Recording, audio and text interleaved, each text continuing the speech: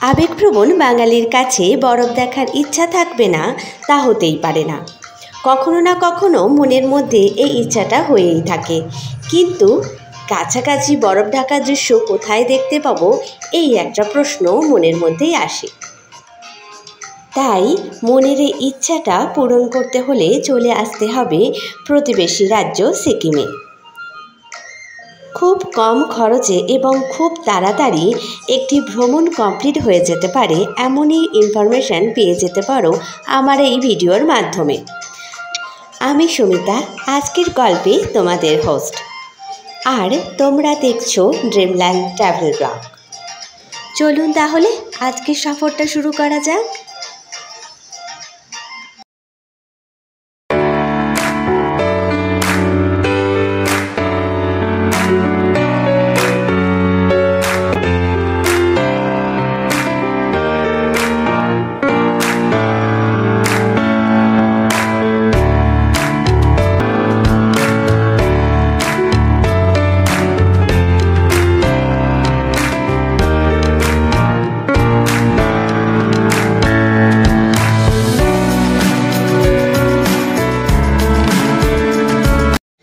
মনে মনে প্রশ্ন উঠছে কিভাবে যাব। আগে বলে রাখি, এই ব্লগে আমি আজ ইস্ট সিকিমের তথ্য তুলে ধরব। কিভাবে সিকিমের রাজধানী গ্যাংটক পৌঁছাবেন, কোথায় থাকবেন, পারমিট ও গাড়ি ভাড়া কোথায় করবেন, আর কি কি দেখবেন সবই জানতে পারবেন এই ব্লগের মাধ্যমে। এবার বলি, বরফ দেখতে হলে শীতকালকেই বেছে নিতে হবে তোমাদের।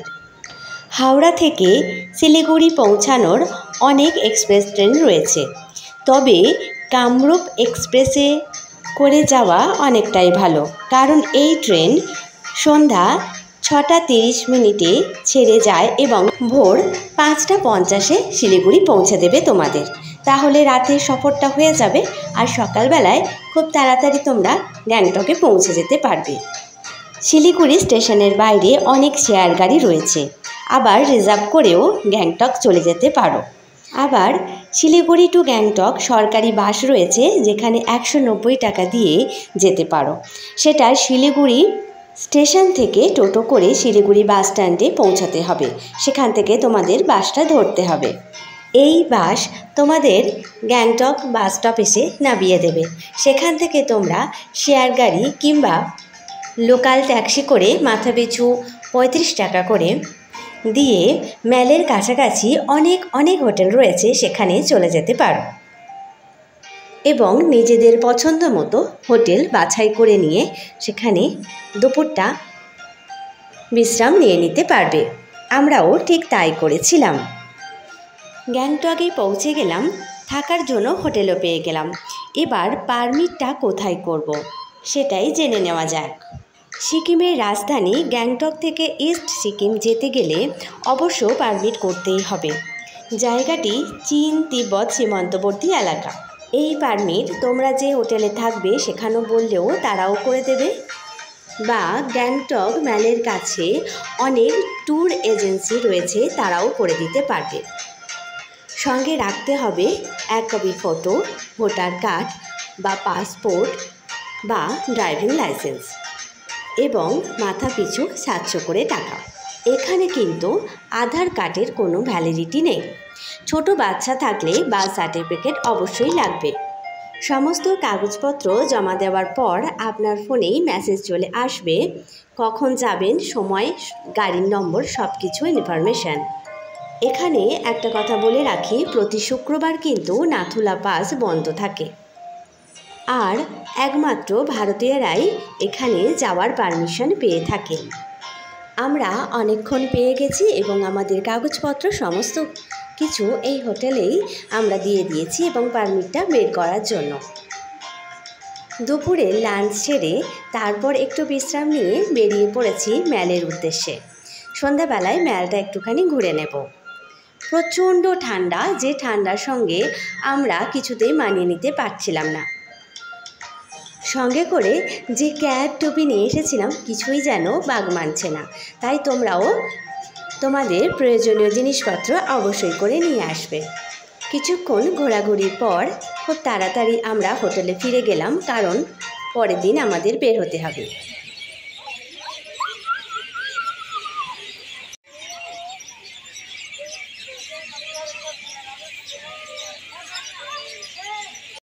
শুভ সকাল। পরের দিন খুব ভোর ভোর উঠে পড়েছিলাম, প্রায় 5:30 নাগাদ। ঘুম তাড়াতাড়ি ভেঙে গিয়েছিল 5টার সময়, কিন্তু উঠতে ইচ্ছা হচ্ছিল না, কারণ এই ঠান্ডার সঙ্গে একটু অ্যাডজাস্ট করতে অসুবিধা হচ্ছিল। তবুও উঠে পড়েছি, বেরোতে হবে। টাইম দিয়েছে প্রায় 7:30। যেহেতু সঙ্গে বাচ্চা রয়েছে, তো আমাদেরকে একটু তাড়াতাড়ি উঠে পড়তে হলো। আর এই জানালার কাছে এসে ছোট বাচ্চাদের মতো আমি একটু আঁকিবুকি কাটতে ব্যস্ত হয়ে গেলাম। আজ আমরা দেখব Kanchenjunga view point, elephant lake, Changu lake, zigzag valley, বাবা হরভজন সিংয়ের ইতিহাসের গল্প। তবে শুক্রবার হওয়ার কারণে নাথুলা পাস যেতে পারবো না। ভোর ভোর তো উঠে পড়েছি, এবার ফ্রেশ হয়ে নেওয়ার পালা। ফ্রেশ হয়ে নিয়ে এদিকে দেখছি চা বসিয়ে দিয়েছে। এত সকালে কোথায় পাবো, তাই নিজেদের ব্যবস্থাটা করেই রেখেছিলাম। তোমরা এইরকম ছোট একটা কন্টেনার নিয়ে যেতেই পারো, এবং সঙ্গে যদি চায়ের সামগ্রী থাকে তাহলে তো আর কোনো কথাই নেই। এদিকে আরেকজন উঠতেই চাইছে না, অনেকক্ষণ ধরে তোলার চেষ্টা করছি, কিছুতেই উঠবে না। আরেকজন গরম চায়ে চুমুক দিতে দিতে বাইরের প্রকৃতিটা উপভোগ করছে। চলো একটু আমরা জানলা দিয়ে উকি দিয়ে চেষ্টা করি কি কি দেখা যাচ্ছে সেটা দেখার। হালকা করে আলো এবার ফুটছে, তখন দূর থেকে কাঞ্চনজঙ্ঘার মাথাটা একটুখানি দেখা যাচ্ছে। সূর্যের আলোটা পড়েছে, খুব সুন্দর দেখাচ্ছে। আর কত সুন্দর পাখির ডাক, সেই ভোরবেলা থেকে শুরু হয়েছে।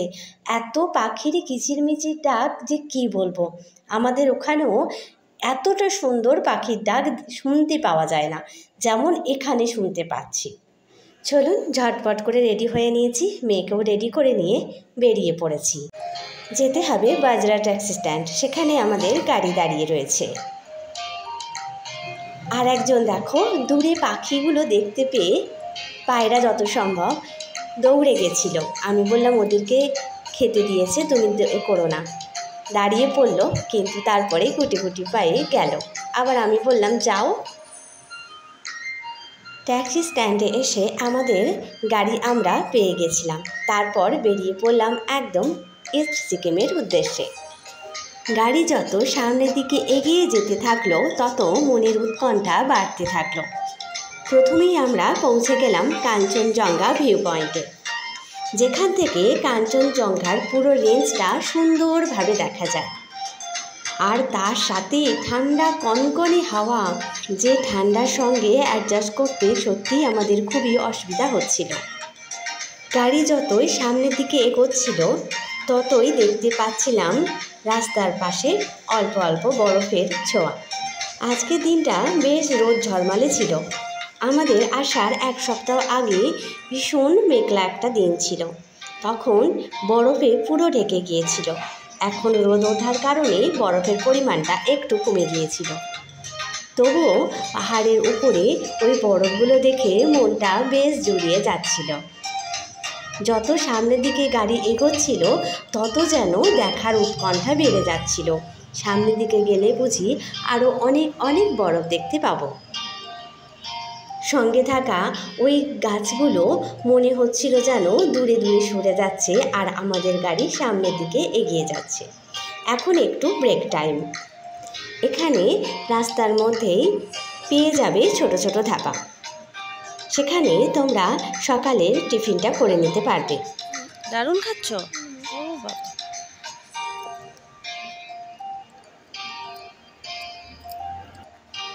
ওপরটায় ঠান্ডা একটু কম লাগছে, তাই না বাবু? এখানটায়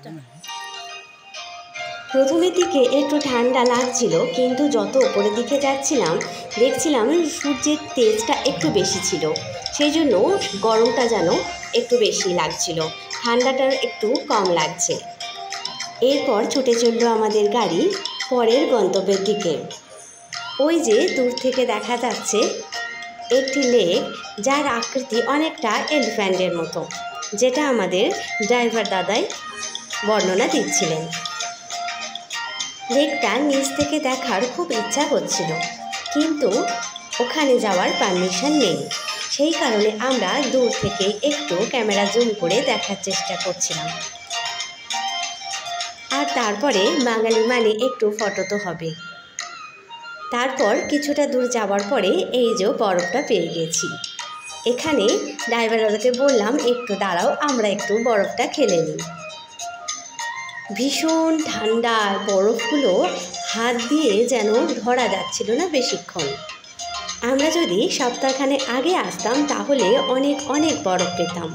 এখন একটু কমে গেছে এবং জায়গাগুলো একটু বরফটা গলে গিয়ে পিছলও হয়ে গেছিল, যেটা আমাদের চলতে একটু অসুবিধা হচ্ছিল। আর একজন দেখো বরফের মধ্যে শুয়ে পড়েছে। এই আনন্দ সত্যি ভাগ করে নেওয়ার মতো নয়। প্রচণ্ড ঠান্ডায় আমি যেন একদম নিতেই পারছিলাম। আমার মেয়ে আমার গায়ে হাত দিয়েছে, আমি বললাম ওরে হাতটা সরা।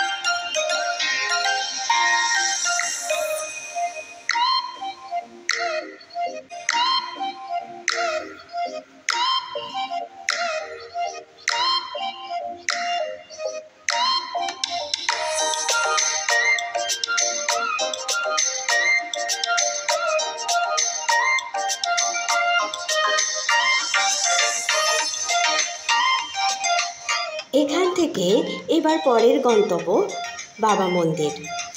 গাড়ি যত সামনের দিকে এগোতে চলল তত অপরূপ দৃশ্য আমাদের চোখের সামনে ভাসতে লাগলো। এই দৃশ্য যেন আর ভোলার নয়। পাহাড়ের কোলে মেঘের ঢল নেমেছে যেন। এখানে পৌঁছে এই জায়গাটা বেশ পছন্দ হলো, একটু বসেও পড়লাম। কতটা সুন্দর শুধু এখান থেকে ওই যে দূরে মেঘগুলো দেখা যাচ্ছে, এতটা সুন্দর লাগছে না কি বলবো। বসে বসে যেন মন প্রাণ জুড়িয়ে যাচ্ছে। ওদিকটায় যাবো, ওদিকটায় রয়েছে এখনো লাইন পড়েছে, শু রিমুভ করতে হবে। মামা পড়ে যাবে, দুষ্টু ঠিকই আছে মোটামুটি। সবাই ওখান থেকে উঠছে, আমরাও যাবো যেহেতু, চলো।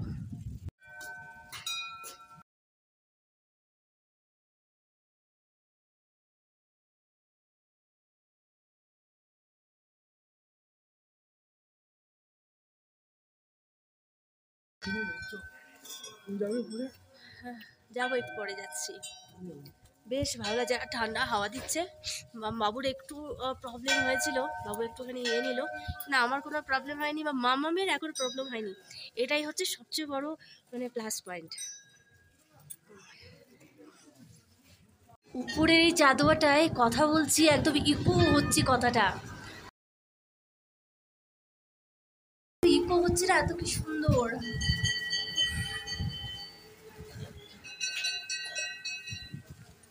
আমার এতে একদম পুড়ে গেছে, কতটা হবে জানি না। চলো এবারে উপরে যাই, বাবু তো এলো না, দেখা যাক।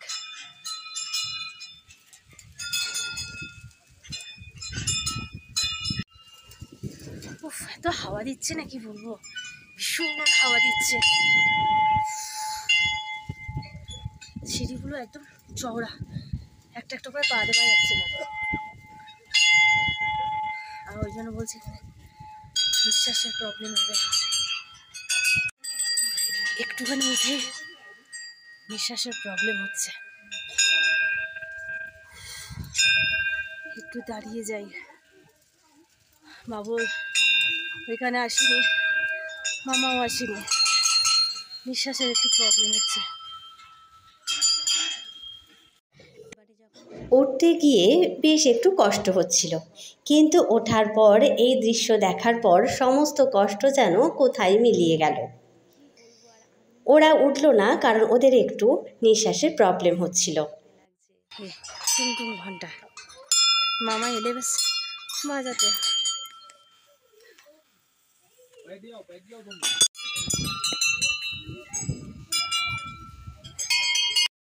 চলুন এবারে ভেতরে প্রবেশ করা যাক। এখানে রয়েছে ভারতীয় এক সেনার করুণ কাহিনী। কথিত আছে হরভজন সিং নামে এক সৈনিক পথে যেতে গিয়ে নালায় পড়ে যায় এবং সেখানে নিখোঁজ হয়ে পড়ে। প্রায় 3 দিন খোঁজার পরও পাওয়া যায় না। তারপর তাকে পলাতক বলে ধরে নেওয়া হয়। কিন্তু সেই দিন রাতে এক সহকর্মীর স্বপ্নে এসে তিনি জানান তার দেহ কোথায় পাওয়া যাবে। সেই মতো খোঁজার পর পাওয়া যায় তার দেহটি। তার স্মৃতির উদ্দেশ্যে আজ এই মন্দির, তার পরিহিত পোশাক, জুতো, জিনিসপত্র সবই এখানে রাখা রয়েছে।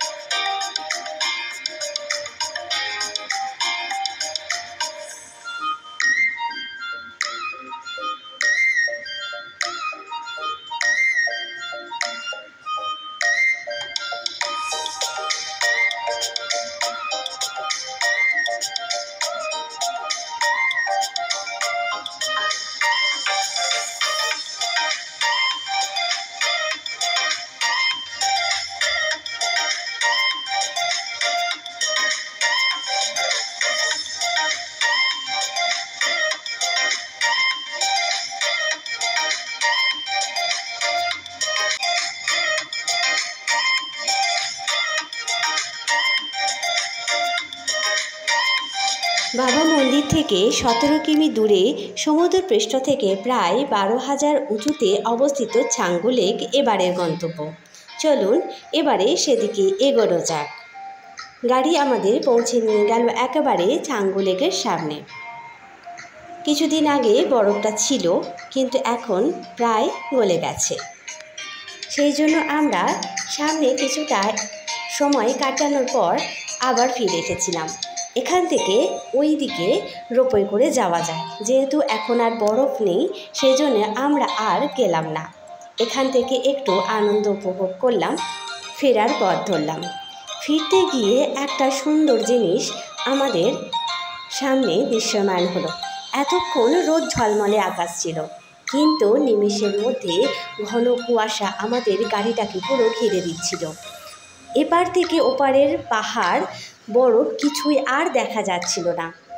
এই হচ্ছে পাহাড়ি পরিবেশ। কখনো মেঘ, কখনো কুয়াশা, কখনো বরফ, সব যেন মিলেমিশে একাকার। আমাদের গাড়িটাও তার গন্তব্যের দিকে সোজা এগিয়ে চলেছে, আমাদেরকে আমাদের গন্তব্যে পৌঁছে দেওয়ার জন্য। আমার এই ছোট উপস্থাপনটি কেমন লাগলো অবশ্যই জানাবেন। আর অবশ্যই করে সিকিম ঘুরতে আসতেই হবে। টাটা বন্ধুরা, ভালো থাকবেন।